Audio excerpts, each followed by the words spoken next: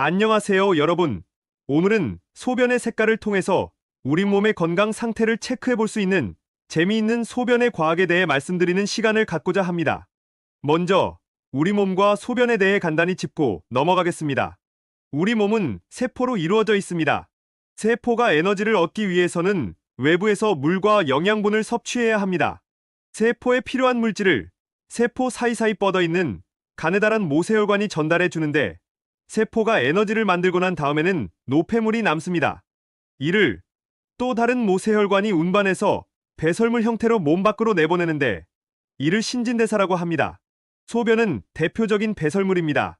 신장에서 모세혈관을 통해 모인 노폐물을 걸러 방광에 모았다가 액체 형태로 내보내는 배설물이죠. 건강한 사람이라면 하루에 1에서 1.5리터 정도를 소변으로 배출합니다. 참고로 한 번에 배출되는 양은 300ml 정도인데요. 소변이 마려운 것을 참는다면 최대 700ml까지도 방광에 저장할 수 있습니다.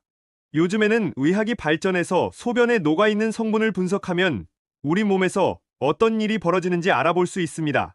소변에서 백혈구나 포도당, 케톤, 단백질, 잠열 같은 수치를 확인하면 질병을 알아낼 수 있기도 하고요.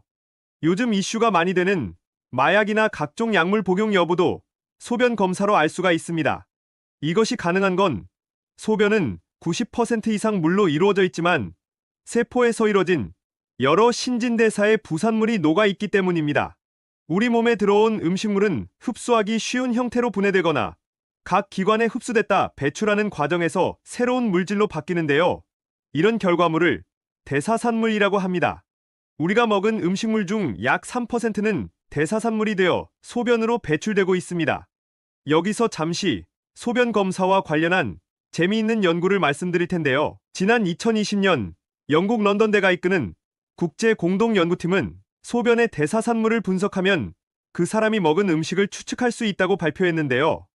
예를 들어 육류를 먹으면 대사산물로 아세틸카르니틴이, 채소를 먹으면 메틸시스테인, 서폭사이드와 시푸레이트가 만들어져 소변에 들어갑니다. 연구팀은 67종류의 영양성분이 46종류의 대사산물로 만들어진다는 사실을 밝혀냈고, 소변으로 식단을 분석하는데 5분밖에 안 걸린다고 합니다. 이 방법을 이용하면 식이요법이 필요한 대사질환 환자에게 식단을 조언하기가 더 쉬워진다고 합니다. 환자한테도 안 좋은 점이 하나 생기는데요.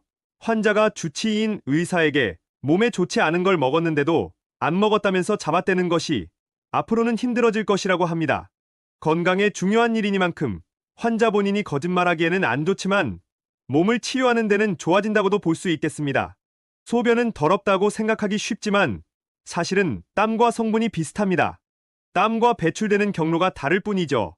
갓 배출한 소변은 거의 냄새도 안 납니다. 정상적인 소변에서 불쾌한 냄새가 나는 건 배설 후 시간이 흐르면서 발생한 세균 때문인데요. 만약 갓 배출한 소변에서 냄새가 심하게 난다면 건강 상태를 점검해 볼 필요가 있습니다. 예를 들어 소변에서 달콤한 냄새가 난다면 당뇨병 같은 대사질환을 의심해 봐야 하고, 퀴퀴한 냄새가 난다면 간에 문제가 있다는 신호일 수 있습니다.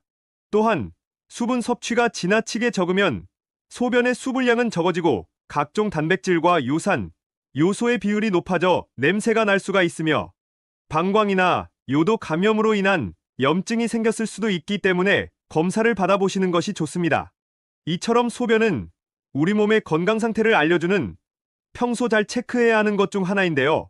지금부터는 소변 색깔에 따른 우리 몸이 보내는 신호와 건강 상태에 대해 하나씩 말씀드리겠습니다. 첫 번째로 노란색입니다. 노란색 소변은 수분을 충분하게 보충하고 있고 몸이 건강하다는 신호라고 볼 수 있는데요. 노란색이 진한 호박색으로 보인다면 체내 수분 부족일 수 있으니 수분 보충을 권장드립니다. 비타민 영양제를 드신 후에 일시적으로 형광색 계열의 노란 소변이 나오는데, 이것은 정상이니 걱정하실 필요가 없습니다. 보통 영양제에 비타민 B군이 들어있고, 이 비타민 B는 수용성으로 체내에 필요한 만큼 흡수되고, 필요 없는 비타민 B는 소변을 통해 체외로 배출이 되는데요. 이 비타민 B의 리보플라빈이라는 성분이 노란색을 띠기 때문에 소변이 노란색으로 보이는 것입니다. 또한 소변이 진한 노란색을 보인다면 요로 감염으로 인한 백혈구에 이상이 생긴 것일 수도 있는데요. 수분 섭취량을 늘려보시고 시간이 경과한 뒤에도 지나다면 의료기관에 방문하는 것을 권장드립니다. 두 번째로 갈색입니다. 갈색의 소변은 콩이나 대왕을 섭취하거나 특정 약물을 섭취하게 되면 일시적으로 갈색이 나타날 수 있는데요. 약물이나 콩, 대황 섭취를 중단해도 갈색으로 나올 경우엔 수분이 부족해서 그런 것일 수 있으니 먼저 물을 많이 마셔보시길 바랍니다. 그래도 효과가 없다면 황달 증세를 의심해 보시기 바랍니다. 황달이 발생했을 때 가장 먼저 나타나는 증상은 소변의 색깔이 진한 갈색으로 짙어지는 것인데요. 이는 혈액으로 넘쳐나오는 빌리루빈이라는 성분이 소변으로 배출되기 때문이며 이 빌리루빈으로 인해 소변이 진한 갈색을 띠게 됩니다. 이후 피부의 색소 침착이 시작되면서 가장 먼저 눈의 흰자위 공막이 황색으로 변하는 것이 발견됩니다. 갈색을 띠는 또 다른 경우는 횡문근 융해증에 의한 경우입니다. 횡문근 융해증이란 근육을 만드는 골격의 세포가 녹거나 근색소인 미오글로빈이 혈중에 과다하게 유출되고 신장을 폐색, 손상시키는 병인데요. 장시간 운동을 하거나 평소 잘 사용하지 않는 근육을 무리하게 썼을 때 주로 발생하곤 합니다. 또한 간에 문제가 생겼다든지 혈색소가 파괴되거나 방광이나 신장에서 출혈이 발생되어 적혈구 손상으로 인해 갈색 소변이 나올 수도 있으니 이럴 때는 내원하여 검사를 꼭 받아보시길 바랍니다. 세 번째로 주황색입니다. 주황색 소변은 빨간색 과일이나 채소를 먹었을 경우 나타날 수 있는 현상인데요. 주로 당근이나 딸기, 비트를 섭취하게 되면 주황색이 나타날 수 있습니다. 또한 피리둠이라는 약물을 복용해도 주황색 소변이 나올 수 있는데 이는 요로 감염 환자들이 복용하는 약물입니다. 약물이나 음식과 관련이 없이도 증상이 계속된다면 몸의 이상을 의심해봐야 합니다. 신장이 세균에 감염되어 기능이 저하돼도 그럴 수 있고 약간의 혈액이 섞여 나오는 혈뇨일 수도 있습니다. 간이나 담즙에 이상이 생겼을 때도 주황색이 나올 수 있으니 검사를 받아보시는 것이 좋습니다. 네 번째로 붉은색 소변입니다. 붉은색은 혈뇨의 가능성이 높은데요. 혈뇨란 적혈구가 비정상적으로 소변에 섞여 배출되는 증상을 말합니다. 즉, 신장에서 외요독으로 이어지는 요로계에 출혈이 발생했다는 것을 의미하는데 혈뇨의 원인은 다양합니다.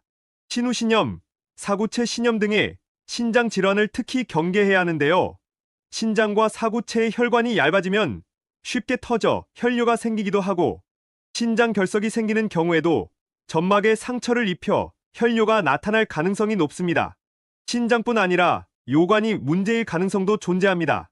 요관암이나 요관결석이 혈뇨 원인으로 지목될 수 있으며 방광암, 방광결석, 전립선염, 전립선 비대증, 전립선암 등에 의해 혈뇨가 나타나기도 합니다.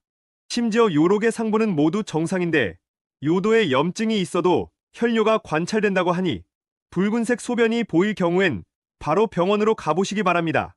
그 외 기타 소변 색깔에 대해 말씀을 드리자면 무색의 경우는 수분 섭취량이 너무 많아서 그렇습니다. 운동할 때나 갑자기 한꺼번에 물을 많이 먹을 때도 금방 화장실을 가지요. 그때 색깔을 보시면 소변의 색깔이 투명하니 아무 색이 없을 겁니다. 하지만 일상생활을 할 때도 이렇게 너무 색깔이 없다면 수분 섭취가 많다는 뜻이니 수분 섭취량을 조금 줄여보시면 좋겠습니다. 그리고 연두색의 소변은 특정 유전으로 인해서 그럴 수 있고 박테리아에 감염된 것일 수도 있다고 하니 진단을 받아보시기 바랍니다. 지금까지 소변색으로 알아보는 우리 몸의 건강 상태를 알아봤는데요. 최근에 소변에 대한 흥미로운 연구 결과가 있어 여러분들께 한번 소개를 해드리겠습니다. 사람의 소변 색깔을 만드는 미생물로 황달도 치료가 가능할 것이라는 내용입니다. 소변의 색깔은 물을 많이 마셨을 때는 옅은 노랑, 적게 마셨을 때는 맥주와 비슷한 황갈색입니다. 이런 색깔을 내는 것은 바로 유로빌린이라는 색소인데요. 그동안 이 유로빌린이 어떻게 만들어지는지 명확하게 밝혀진 바가 없었습니다. 하지만 2024년 2월경에 미국 메릴랜드 대학 연구진이 처음으로 그 비밀을 밝혀냈습니다. 노란색 유로빌린은 적혈구가 분해될 때 생기는 부산물로만 알려져 있었다고 하는데 적혈구는 혈액에 있는 붉은 세포로 산소를 운반하는 중요한 역할을 한다고 합니다. 적혈구 수명은 6개월 정도 되고 수명을 다하면 분해돼 주황색을 띠는 빌리루빈이라는 물질로 변합니다. 또한 이 빌리루빈은 장을 통해 몸 밖으로 배설됩니다. 연구팀은 빌리루빈이 장을 지나갈 때 미생물이 만들어내는 빌리루빈 환원 효소라는 물질에 주목했습니다. 이 물질은 빌리루빈을 유로빌리노겐으로 바꾸는 성질이 있었는데요. 이 유로빌리노겐이 시간이 흐르면서 노란 색소인 유로빌린으로 바뀐 겁니다.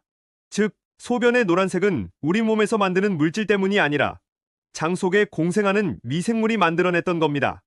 연구팀은 이 미생물이 만들어낸 빌리루빈 환원 요소가 단순히 소변색을 노랗게 만드는 역할만 하지 않을 것으로 예상하고 있다고 합니다. 색소 관련 질병과도 관련이 있다고 보고 추가 연구를 계획 중이라고 합니다.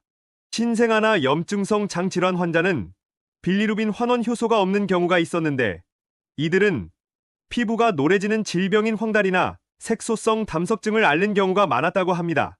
그런데 빌리루빈 환원 효소로 그 황달이나 색소성 담석증 같은 지병을 치유할 수 있을지 모른다는 가능성이 높아졌고 활발히 연구 중이라고 합니다.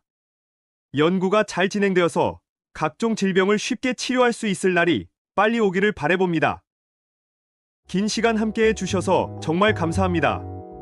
오늘의 영상이 도움되셨다면 구독과 좋아요 꼭 부탁드리고 소중한 가족과 지인분들께도 많이 공유해 주세요. 시청해 주셔서 감사합니다.